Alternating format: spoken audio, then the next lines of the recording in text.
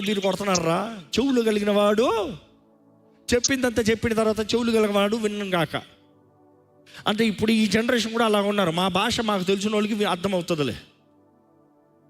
But I'm telling you, వాక్యాన్ని ఆధారం చేసుకోండి, వాక్యం చదవండి, వాక్యం తగినట్టుగా బ్రతకండి, వాక్యంని పట్టుకోండి. వాక్యం తగిన ప్రార్థన, దేవునితో ఎలాగ మాట్లాడాలో తెలుసుకుని ప్రార్థన చేయాలి. దేవునికి ఇష్టపూర్వకమైన ప్రార్థన. నేను ఎందుకు ఇంత ఎంఫసైజ్ చేస్తానంటే, దేవునికి ప్రార్థన అంటే చాలా ఇష్టం అండి. ఒక మనిషికి ఏది ఇష్టం అని తెలుసుకోవాలి కదా. దేవునికి ప్రార్థన అంటే చాలా ఇష్టం. అంటే ప్రార్థన అంటాం కాదు, దేవునితో నీవు మాట్లాడటం చాలా ఇష్టం. ఈ మాట మరలా ఎంఫసైజ్ చేస్తా. ఎందుకంటే నా జీవితంలో నేను నేర్చుకున్నా, ఏ మనిషితో ఎక్కువ మాట్లాడినా కూడా చులకన అయిపోతాం.